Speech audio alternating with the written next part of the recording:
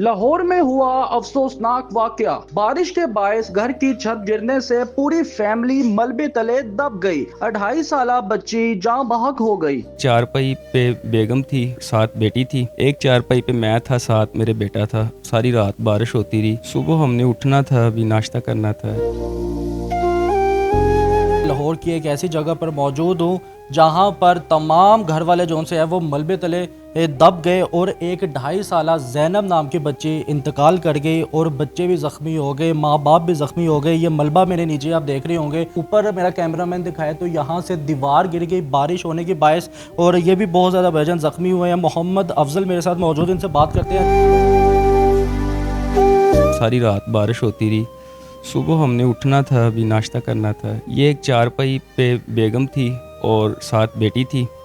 एक चारपाई पे मैं था, साथ मेरे बेटा था। चारों कमरे के नीचे थे जब ये हादसा हुआ। मुझे तो खुद समझ ही नहीं आई कि हुआ क्या है। मुझे तो ऐसे लगा कि जैसे ना किसी ने मजाल मारा है। यकीन करें, एकदम आवाज़ आई, धड़ल, हम मलबे के नीचे दब गए। बच्चे छोटे छोटे थे, चीखे।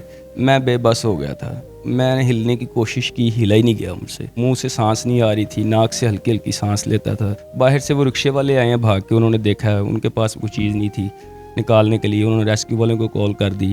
हाथ से उन्होंने मलबा पीछे करने की कोशिश की, तो बड़ी ही मुश्किल से, मैं आपको बता नहीं सकता। खुद मेरी ये कमर की जो हड्डी है वो पीछे से इतनी बाहर है, क्योंकि मैंने ऑपरेशन अगर कर देते डॉक्टर तो फिर मैंने पक्का ही लेट जाना था चारपाई पे। बेगम मेरी अभी ज़ख्मी हालत में है। बच्ची मेरी जो है छोटी जैनब, वो शहीद हो गई इस हादसे में। मैं अभी इतना परेशान हूँ, मैं आपको बता नहीं सकता। अफजल भाई, ये बताइएगा कि आपकी शादी को कितना अरसा हुआ था? 6 साल हो गए हैं। तो ये बताइएगा कि आपका रोज़गार क्या था? चिंची पहले चलाता था, अभी आजकल वो चिंची बेच दी थी। बाइक चला रहा था इन ड्राइव पे। तो मैं अभी इतना बेबस हो गया हूँ कि मैं ये अपने घर का जो बाकी सामान बचा था ना, वो मैंने सेल कर दिया है। सेल करके मैं काम कर नहीं सकता। मैं अपनी बेगम मेरी चारपाई पे है, उसको भी चोटें हैं। मैं खुद अभी इस कंडीशन में हूँ। तो बेटे की कितनी उम्र है? बेटे की उम्र 4 साल है। अब्दुल वाहिद की तबीयत कैसी है? उसको कोई ज़्यादा चोट तो नहीं लगी? वो माशाल्लाह ठीक है। उसको एक चोट लगी थी सर पे, सर थोड़ा सा फटा था, बाकी वो ठीक है। जब रेस्क्यू आई तो जब आपको निकाला तो आपको होश कब आई और किस हालत में खुद को पाया आपने? सर, मैं अल्लाह की रात की करम नवाजी है मेरे ऊपर,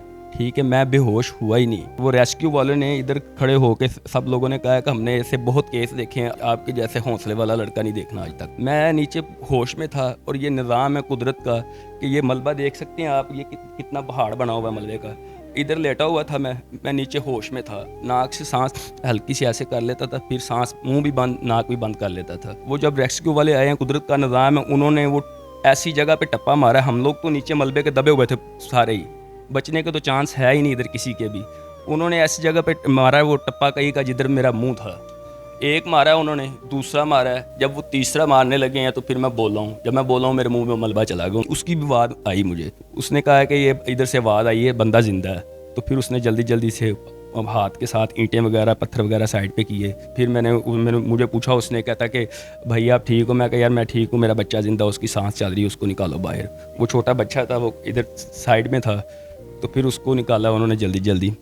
अच्छा, ये बताइएगा कि बेगम को और आपकी बेटी को किस हालत में निकाला गया? रेस्क्यू वाले जब आए हैं उनको पहले निकाल दिया था। वाइफ मेरी जो थी वो कोमा में थी, उसके बचने के चांस नहीं थे, लेकिन वो कोमा से बाहर आ गई, होश में, जहनी तवाज़ुन भी ठीक है, लेकिन वो अंदरूनी चोटें हैं, तो आहिस्ता आहिस्ता बेहतर हो जाएंगी। बेटी मौके पर इंतकाल कर गई थी या फिर रेस्क्यू हॉस्पिटल में लेकर गई? उसके सर में ना चोट लग गई थी, हड्डी टूट गई थी। हॉस्पिटल जब पहुंची है तो इस वजह से वो शहीद हो गई। कोई आया नहीं, कोई हुकूमती या फिर कोई बाला अफसर नहीं आया आपके पास कोई पूछने के लिए, खैरियत दरियाफ्त करने के लिए, जो आपके साथ हादसा दरपेश आया है? कुछ देने लेने की तो दूर की बात, किसी ने 10 रुपये तक नहीं दिए, ना ही अफसोस किया है। मैं आपको बता रहा हूँ कि ये जो मैं अभी बेबस हूँ, लोगों से पैसे मांग मांग के, यार दोस्तों से करदाई हो गया हूँ। अपने घर का सामान सेल कर करके, पीछे कबाड़ी आप मेरे साथ जा सकते हैं, मैंने उसको जाके सामान सेल किया अपना और अपनी बेगम का इलाज करवा रहा हूँ। अच्छा, ये बता सकते हैं अफजल भाई कि इस जगह पर आना कैसे हुआ है? क्या ये किराए की जगह है? सर, मेरे बड़े भाई हैं, वो रेलवे में हैं, तो उनको ये घर मिला था। मैं उनके साथ रैश बदीर था इधर, तो इधर मैं किराया नहीं फोल्ड कर सकता था, इस वजह से रिहाइश इधर कर ली थी। कितने अरसे से भाई के साथ यहाँ पर रह रहे थे आप? थोड़ा ही अरसा हुआ था, 5-6 माह हुए थे। तो भाई को कोई किराया वगैरह देने की ज़रूरत नहीं पड़ रही थी आप? नहीं, वो उनको तो फिर वो घर गवर्नमेंट का मिला हुआ था ना।